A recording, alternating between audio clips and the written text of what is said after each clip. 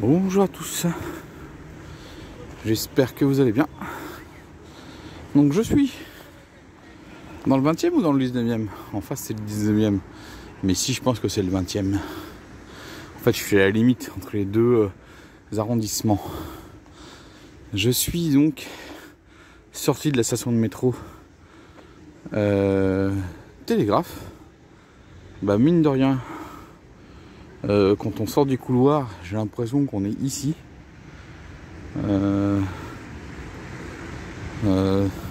J'essaie de m'orienter. Non, on est peut-être là. Voilà, bon, voilà. Donc là, je suis dans le petit parc où c'est ici, au XVIIIe siècle, qu'il y a eu les premiers. Alors, je ne sais plus comment ça s'appelait le nom exact, mais ça aboutit au télégraphe. Donc, ces fameux systèmes de communication de Paris vers ses frontières. Donc là on était sur le télégraphe qui partait de Paris vers Lille. Voilà. Le petit parc tranquille. La dernière fois que je suis venu il était fermé.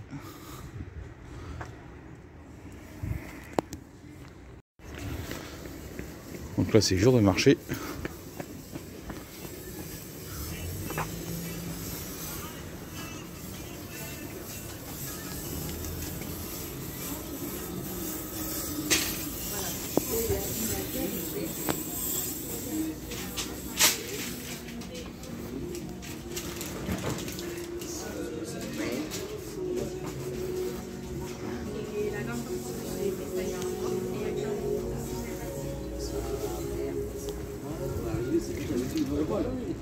Tu vois, on a mis 6 mois pour l'éteindre. La force de la sympathie, la force. Donc petit marché là, du télégraphe. Et maintenant je vais me balader pour rejoindre tranquillement Père Lachaise. Et voilà pourquoi ça s'appelle télégraphe.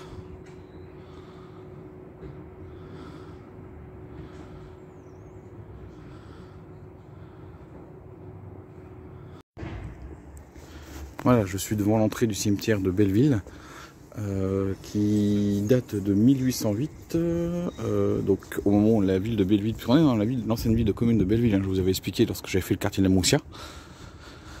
Et là maintenant, donc ça a été rattaché à Paris en 1860, le cimetière fait 1,8 hectares, on est à 128 mètres d'altitude, donc on est sur le deuxième sommet le plus élevé de Paris, parce que c'est la butte Montmartre qui est un peu plus haut. Et c'est ici que donc il y a eu l'expérimentation du télégraphe, comme je vous ai expliqué, dans la station de métro est juste là. Voilà, sur la ligne 11 du métro, télégraphe. Un peu plus loin c'est Porte de Lilas et avant c'est Place des Fêtes. Et ici on a donc 3200 tombes et un mémorial évoquant la commune de Paris où une partie de la garde républicaine a été tuée durant la commune dans la rue d'Axo. On est sur la fin des batailles hein, par rapport à la semaine sanglante. On est sur la fin des batailles.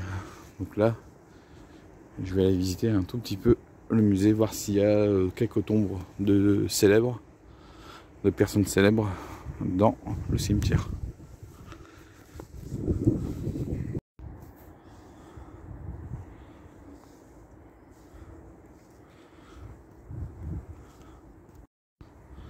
Oh les gars, je suis tombé sur une tombe, ça porte le même nom que mon nom de famille.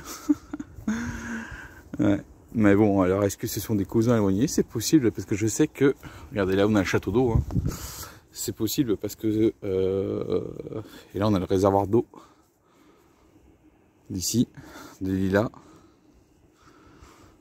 Ouais c'est possible, parce que moi je sais que j'ai de la famille qui a vécu dans le 20e, et qui portait mon nom de famille. On verra ça, on va vérifier. C'est peut-être leur tombe, j'en sais rien du tout, franchement, aucune idée.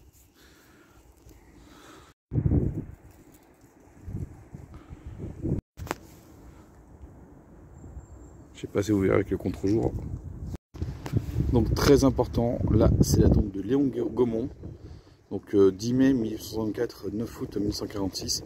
C'est le fondateur, directeur général de la société d'établissement Gaumont, donc de 1895 à 1929, officier d'honneur, et promoteur et premier réalisateur du cinéma parlant en 1902 et de la cinématographie en couleur naturelle en 1912. Donc dans l'histoire du cinéma, c'est très très important. On est sur un des pères fondateurs du cinéma moderne.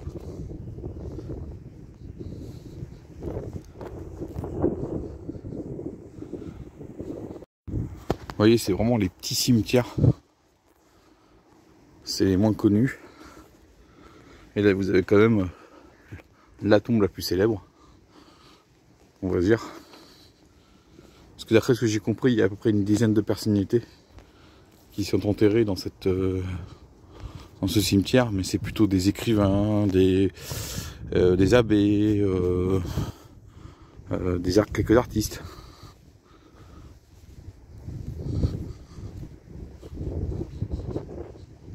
Voilà. Je crois qu'il y a 15 divisions dans ce cimetière.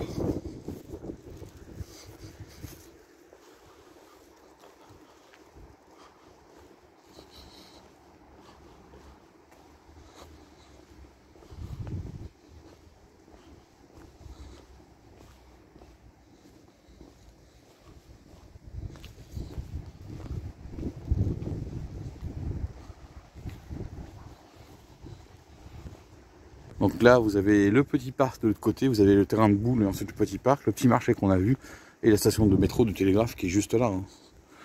Et par là, c'est Porte de Lille. Hein. Allez, je vous ai montré à peu près le cimetière de façon globale. Hein. Si vous voulez plus le visiter, bah, allez-y. Hein. Moi, je vais continuer ma marche en direction du Père-Lachaise. Mais je ne visiterai pas le cimetière. C'est juste la station de métro. Pareil, là, vous avez une concession de perpétuité. Vous voyez, c'est marqué en dessous. Donc, je vous l'ai dit, le souci aussi, c'est quand tu as les concessions de perpétuité, si tu n'as plus de descendants pour pouvoir entretenir ces tombes, ces sépultures, bah, elles se cassent la gueule, mais elles restent telles quelles dans son jus, parce que la mairie de Paris ne peut rien faire. C'est une concession à perpétuité.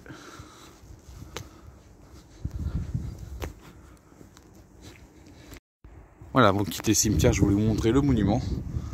Donc ce sont la garde républicaine, ce sont les soldats morts.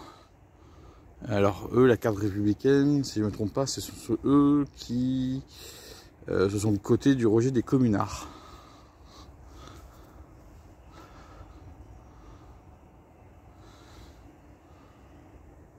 Si je ne me trompe pas.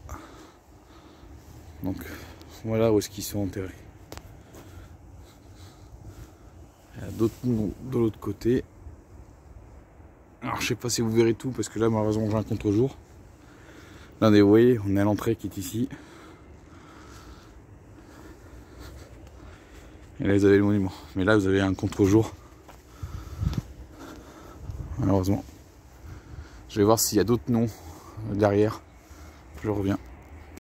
Donc voilà le monument, vous le voyez mieux. Donc il y a sur les quatre façades, vous avez le nom de ces cadres républicains dont on a retrouvé les corps et quand ils sont enterrés ici. Voilà, regardez, hop, je vous explique l'histoire. Vous avez le modèle du Télégraphe. Voilà les bénéfices. Donc incendié en 792, remis en 93. Et puis en fin de compte ça fonctionne bien. Et là vous avez le point ici, donc le repère c'est celui-là. Et donc c'est le repère d'altitude le plus haut de Paris. Sur le domaine public, c'est 128 mètres 508. On lit bien. Voilà. Bon, je vous ai dit c'est la butte Montmartre qui est plus haut avec le Sacré-Cœur, mais on peut pas mettre un repère sur le Sacré-Cœur. Allez, on descend tranquille et on va aller tranquillement rejoindre la station de métro du Père-Lachaise. Petite façade à la cloche qui est vraiment magnifique. Ah, comme je vous dis, on n'est vraiment pas dans les coins les plus touristiques de Paris. Hein.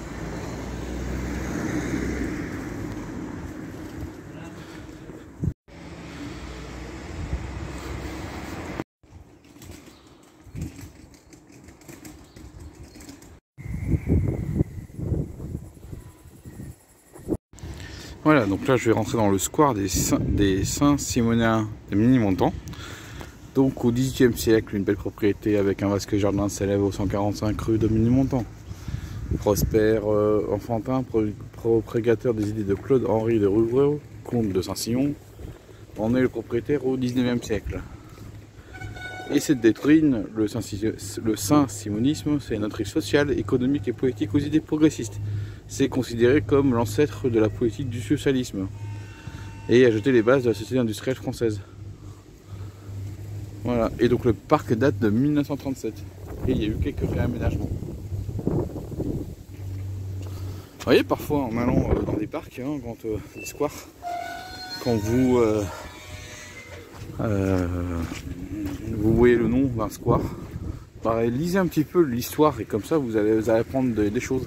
Moi je savais pas du tout que la personne qui était ici, qui dans le square, dont on a le nom du square, c'était le fondateur de, on va dire, l'ancêtre du socialisme.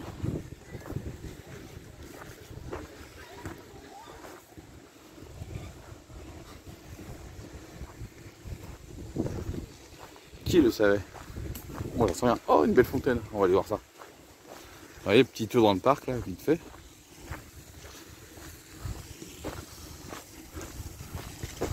Regardez-moi cette belle fontaine, elle est belle, hein. Ah, franchement elle est belle, hein. On est au mois de mars, on arrive bientôt au printemps. Oui, parce qu'au moment où je tourne la vidéo, je suis au mois de mars, hein. Regardez cette fontaine, ça fait une harpe. Ah, magnifique. Franchement, le parc est sympa. Allez, on va continuer la promenade. Donc là, c'est à la mémoire d'Hélène Jakubowicz, donc membre de la jeunesse communiste, arrêtée en 1942 à l'âge de 17 ans. Et elle est morte en déportation à Auschwitz. Donc le nom de la rue, elle porte le nom de cette résistante de 17 ans qui est malheureusement morte dans les camps. Voilà, je vous remets 17 ans. Et le petit parc où on était tout à l'heure. Donc là je rentre dans le jardin de Pierre Séguier. Donc c'est un poète écrivain, ancien résistant, qui donc 1906-1987. Il est célèbre en 1944 parce qu'il a créé la collection des poètes d'aujourd'hui. Il fut l'ami des plus grands d'Aragon, Cocteau, Sangor et Loire. En 1983, à la demande du maire de Paris, il crée avec Pierre-Emmanuel la maison de la poésie de la ville de Paris. Et la promenade en forme de U est ombragée avec des arbres de floraison remarquables, belles couleurs, érable, arbre de Judée, abdisia, oranger de Mexique, lilas, sergina. Et ça participe à l'atmosphère du jardin et les du bruit avec la cohésion végétale. Et le parc date de 2000. Mais là, il y a des travaux en ce moment. Donc, je vais pouvoir juste rentrer sur une petite partie du parc.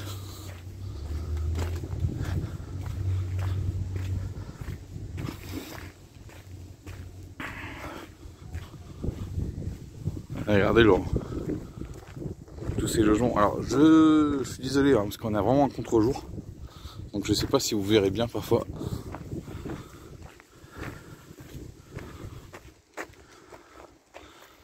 Là on est typique sur des logements sociaux hein, ici. Hein.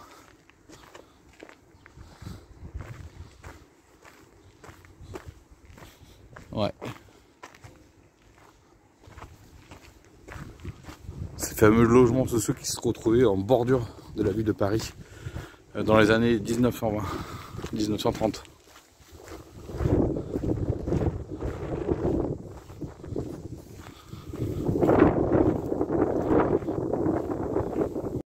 Ouais, il y a des travaux de réhabilitation qui sont en cours.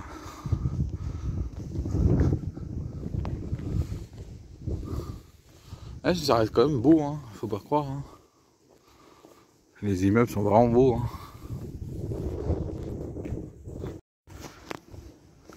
Ah, regardez ces petits coins dans le 20e,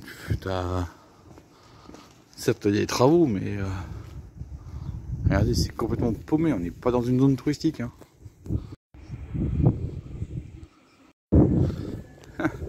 Bon bah là on est dans la rue qui s'appelle la rue de la Chine.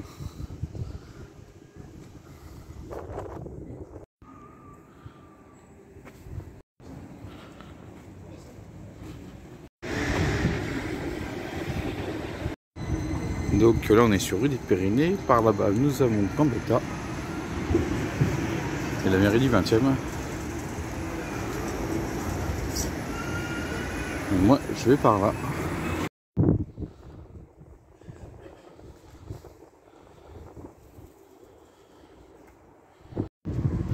Donc le square du docteur Jacques Joseph Blanchet, 1843-1907, c'est un pédiatre français reconnu pour les recherches sur la tuberculose. Il fut aussi un défenseur du vaccin contre la rage, mais Pasteur. Les rues et immeubles qui occupaient la butte ont disparu, mais certains éléments ont été dans le dessin du jardin, comme l'escalier de la rue Sorbier ou le tracé de l'ancienne rue, autorisé par le pavage de la Frenade. Les travaux ont permis l'extension de l'ancienne télévision utilisée aujourd'hui au grand public. Il y a une statue allégorie du printemps, sculptée en 1928, Henri de Peu. Et le parc date de 2006.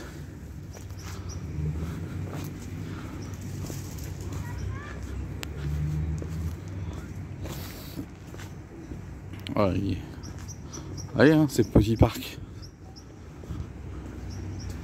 Il y a des choses à voir et à apprendre.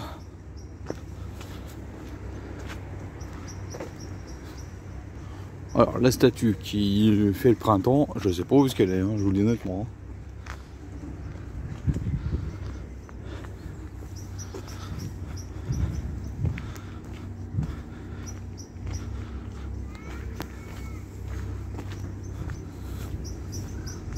Et on est sur un PR ici, un chemin de petite randonnée.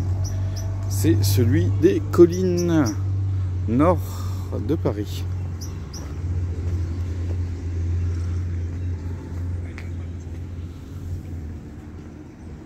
C'est un des chemins de randonnée, un des 4 chemins de randonnée qui traversent Paris. Il y en a un qui fait nord-sud, un autre qui fait est-ouest, ensuite il y en a un autre, celui-là, qui fait les collines nord de Paris, et ensuite il y a un autre qui fait les collines sud de Paris. Et enfin il y a le GR qui fait le tour de Paris, qui est le GR 75. Et lui, parce qu'on est dans celui qui fait la partie nord de Paris, en fait il part depuis la porte Dauphine, si je ne me trompe pas, il se termine dans le bois, dans la porte de Charenton, je crois. Donc à l'entrée du bois de Vincennes.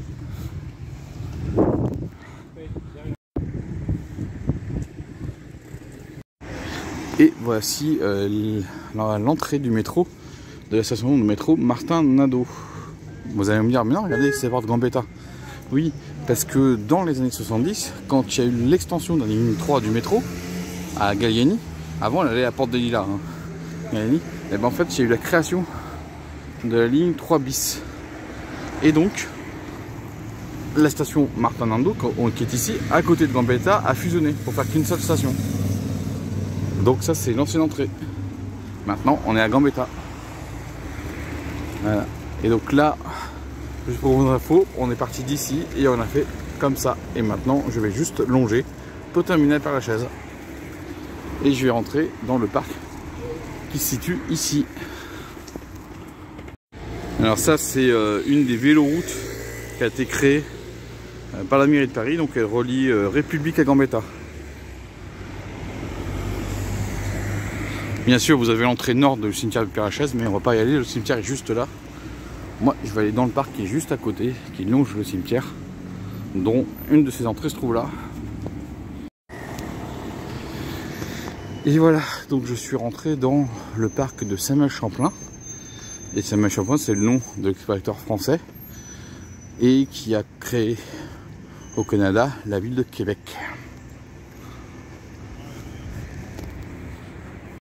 Et le parc date de 1889.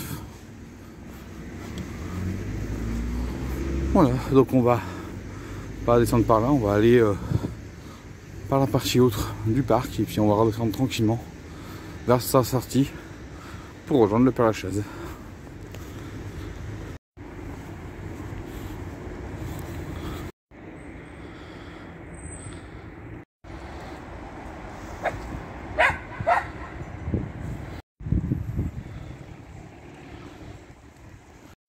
Et oui, regardez, vous avez 3 nids de chenilles processionnaires, voire une 4e, 5 nids, 6 nids.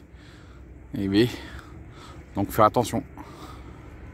Donc la mairie de Paris va traiter cet arbre et les 2-3 arbres autour.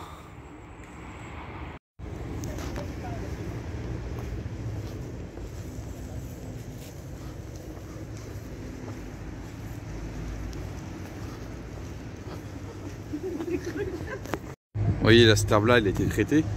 Parce qu'il y a aussi des chenilles processionnaires en haut. Donc voilà, c'est partout les chenilles. Faut faire hyper attention, c'est urticant. Bah, là, j'arrive à la fin du parc. Et je peux vous dire qu'on descend bien.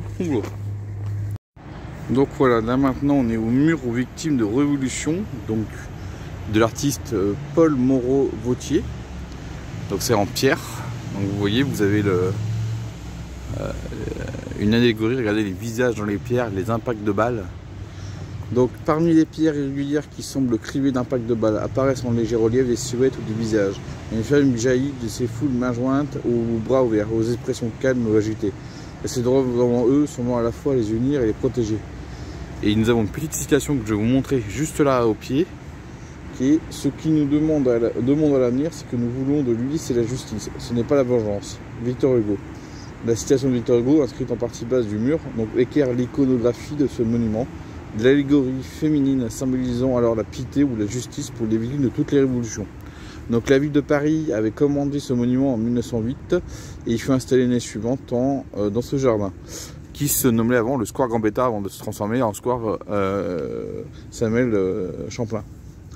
Donc Paul Moreau-Vauthier, donc le sculpteur, sculpta de nombreux monuments morts et bustes militaires après la Première Guerre mondiale.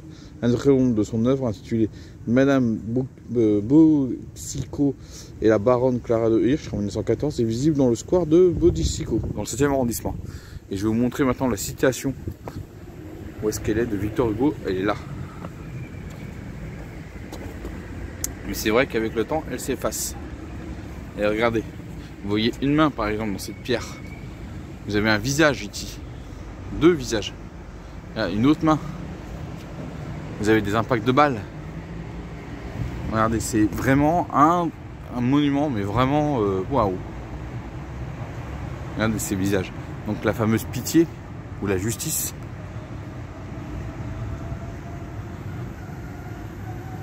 Regardez, je vais vous remontrer encore le mur ici. Et esprit photomatique, franchement, regardez les visages. Là, vous les voyez mieux, moi j'ai du mal à les distinguer parce que malheureusement, avec la pierre et l'usure du temps, parce que c'est quand même le monument a quand même plus de 100 ans.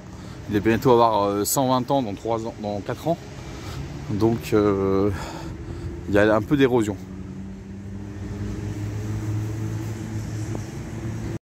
Et voilà, là je suis arrivé à ma destination, au Père-Lachaise, la station du Père-Lachaise. Donc là vous avez une des entrées du cimetière. Là ici, donc on est au-dessus de la ligne 2 du métro. Vous avez donc l'entrée principale qui est ici. Vous avez une sortie en escalier, escalator ici, et vous avez une autre entrée sur Avenue de la République qui est là-bas. Parce que là vous avez la ligne 3. Donc la ligne 3, elle fait comme ça, et elle monte vers Gallieni, et la ligne 2, bah, elle passe ici. Voilà, j'espère que cette balade vous a plu à travers le 20e arrondissement, parce que ici c'est le 11e, là c'est le 20e. Belle découverte du télégraphe, du cimetière de Belleville. Ensuite, les quelques squares que j'ai visités qui étaient vraiment très intéressantes, et bien sûr ce monument aux morts, ou plutôt ce monument d'hommage aux victimes des révolutions. N'oubliez pas, hein, au 19e siècle, il y a eu énormément de révolutions. Donc, d'où cet hommage. Allez, j'espère que cette balade vous a plu. Moi, je vous laisse ici. Je vous dis ciao et à la prochaine.